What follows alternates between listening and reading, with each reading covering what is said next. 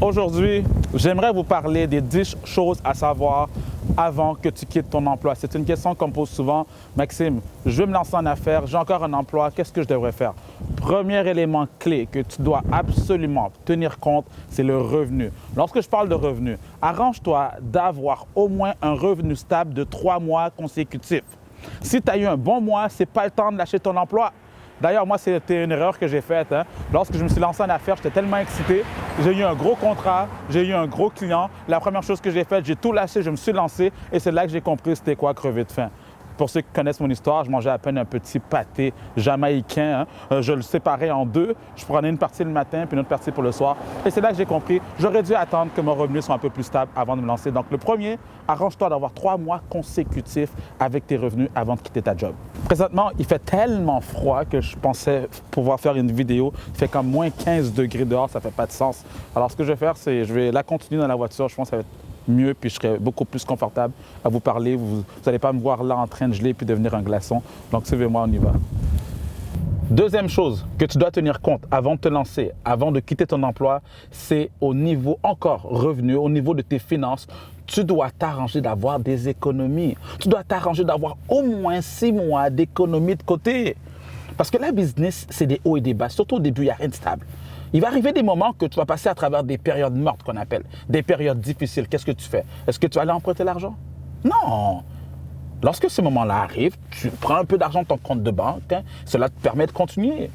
Parfois, c'est le marché aussi qui évolue. Le marché change. Une nouvelle technologie vient d'arriver sur le terrain qui fait en sorte que maintenant, tu as moins de clients, tu as moins d'argent qui rentre. Ça peut être un compétiteur qui t'a pris un gros client, maintenant, tu as moins de revenus. C'est important. Donc, le deuxième conseil, la deuxième chose que tu dois tenir compte, assure-toi d'avoir au moins un 6 mois d'épargne de côté. Le troisième point que tu dois absolument tenir compte avant de quitter ton emploi, c'est le support moral. Tu as besoin de ta famille avec toi, tu as besoin de tes amis avec toi, tu as besoin de ton entourage avec toi. Parce que tout d'abord, le premier combat que tu auras, c'est toi en tant qu'individu. La raison pour laquelle le monde ne se lance pas, parce qu'ils ont des peurs, ils ont des craintes, ils ont des doutes. Donc tout d'abord, tu dois te battre avec toi-même. Et en plus, un autre combat avec les autres à l'extérieur, ça fait aucun sens. C'est pour ça, je te conseille fortement, prépare ta famille, prépare ton entourage, dis-leur, regarde, je veux devenir entrepreneur, j'ai besoin de toi, j'ai besoin de ton support, j'ai besoin de tes conseils, j'ai pas besoin que tu sois contre moi. Je me rappelle, moi, lorsque je me suis lancé, ma mère, faut dire que les parents le font parce qu'ils veulent nous protéger. Elle me disait, Maxime, va te trouver un emploi. Maxime, retourne à l'école. Je comprenais ce qu'elle voulait faire. Mais après 5 ans, pendant 5 ans, elle m'embêtait. Elle me disait les mêmes choses. Jusqu'au jour que je lui ai dit, regarde maman, je sais que tu fais cela pour m'aider, mais je vais te dire quelque chose. Je sais également que je vais réussir, que j'aurai du succès un jour ou l'autre. Et lorsque je vais avoir mon succès, voici, j'aurai 2 versions. La première version, ma mère a été un support, un appui pour moi. C'est la raison pour laquelle que je suis là. Et la deuxième version, ma mère a été un obstacle. Et j'ai dû passer au travers. Donc, je lui ai demandé quelle version tu veux que je choisisse.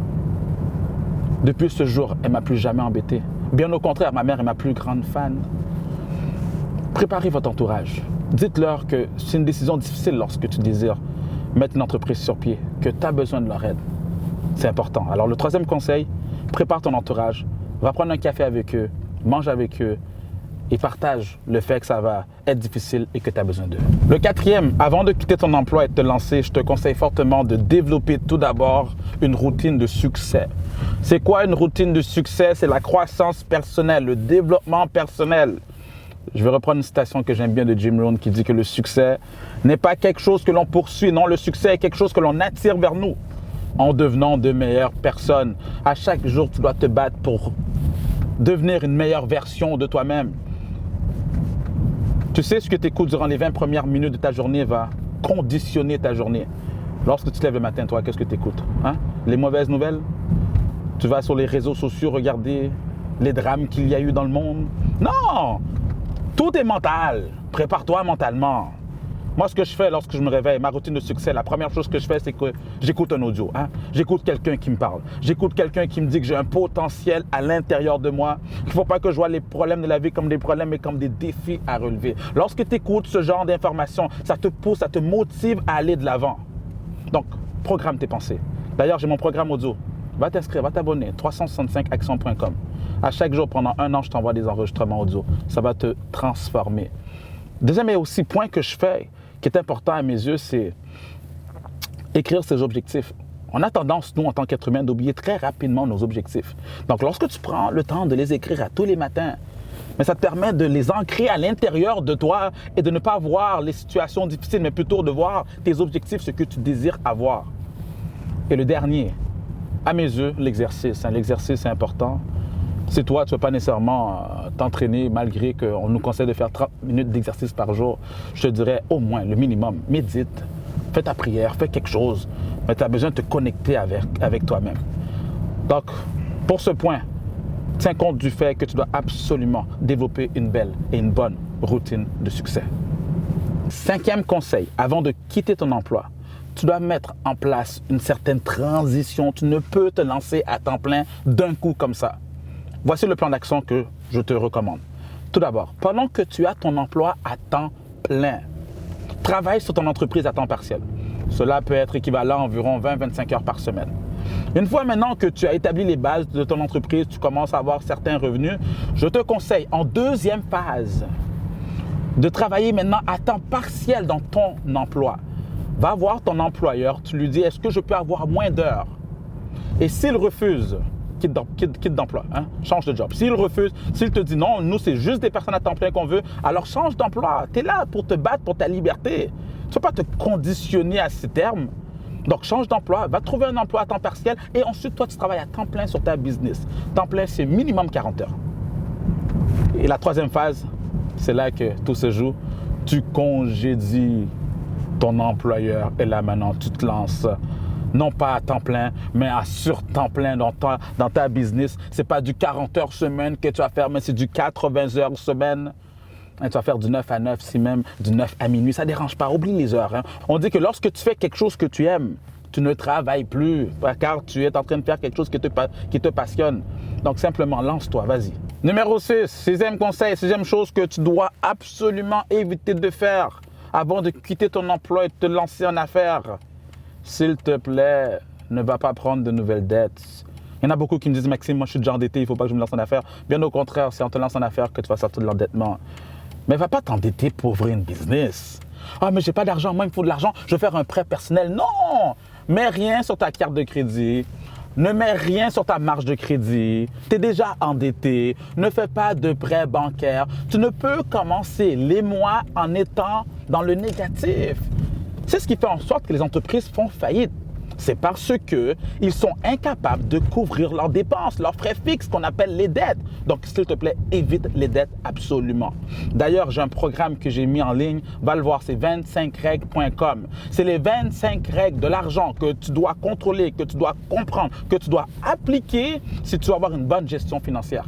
Car la manière que tu gères tes finances personnelles vont se refléter sur comment tu vas gérer les finances de ton entreprise. Donc, mon conseil, s'il te plaît, fuis les dettes.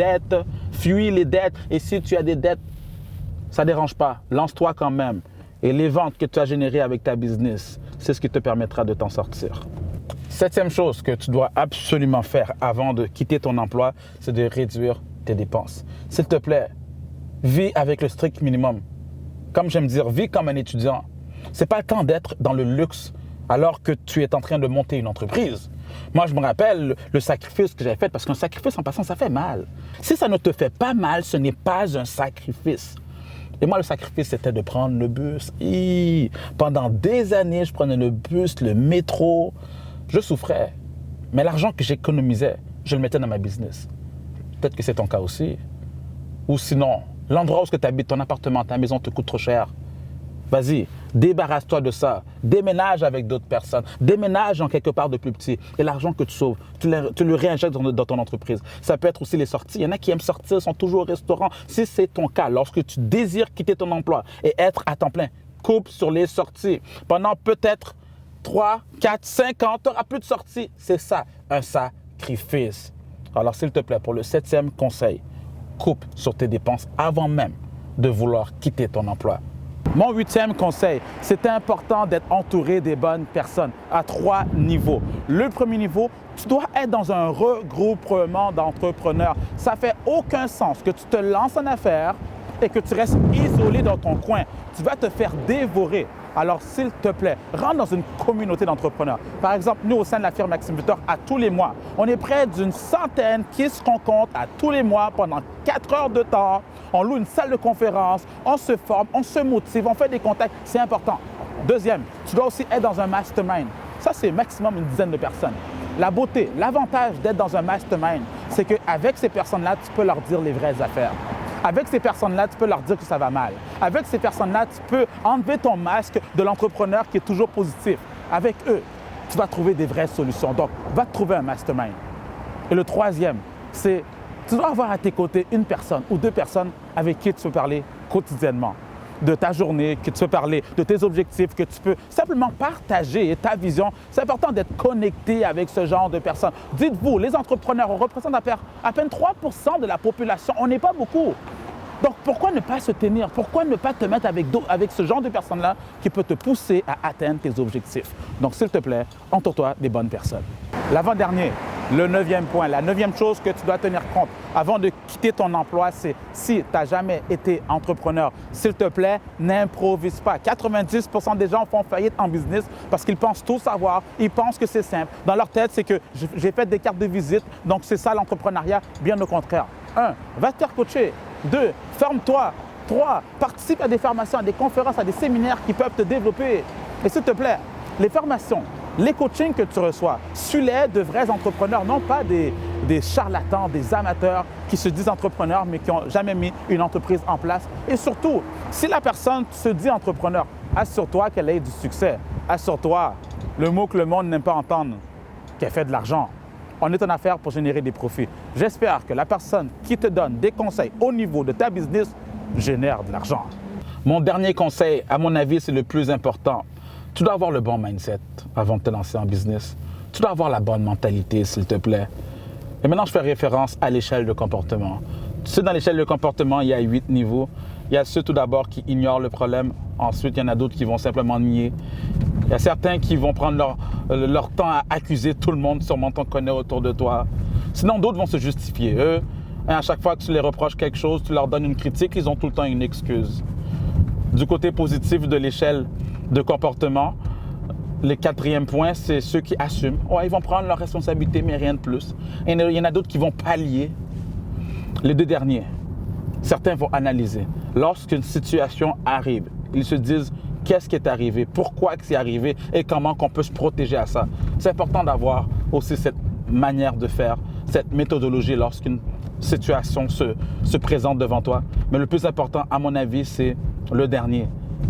C'est la personne qui imagine, qui développe des solutions afin de répondre à un problème spécifique. Il ne faut pas oublier qu'un entrepreneur, c'est une personne qui résout des problèmes pour les autres en échange d'une rémunération. C'est comme le travail d'un pompier qui passe son temps à éteindre des feux. C'est ça que tu dois faire toi aussi en tant qu'entrepreneur. Tu dois prendre et passer ton temps même à éteindre des feux à ta manière, à trouver des solutions parce que c'est ça la business. C'est ça la business. Mais lorsque tu as le bon mindset, lorsqu'un problème se présentera, lorsque ton partenaire d'affaires te laissera, lorsque la clientèle partira, lorsque ton compétiteur viendra piétiner sur ton territoire, tu vas sourire car tu as le bon mindset. C'était donc les 10 choses que tu dois tenir compte avant de quitter ton emploi. Comme tu as pu le constater, ce n'est pas sur un coup de tête qu'on fait cela. Ce n'est pas le temps de te dire « Oui, Maxime, moi j'ai eu un conflit avec un collègue de travail. Je suis plus capable de recevoir des ordres de mon patron. Je veux juste tout quitter et me lancer immédiatement. » Non, ne fais pas ça. Vas-y sagement. C'est pour ça que je te conseille de réécouter encore la vidéo, de prendre des notes et d'appliquer les notions que je t'ai transmises. D'ailleurs, si tu n'es pas encore abonné à la chaîne, qu'est-ce que tu fais? Vas-y, clique sur le bouton, abonne-toi, partage aussi la vidéo autour de toi.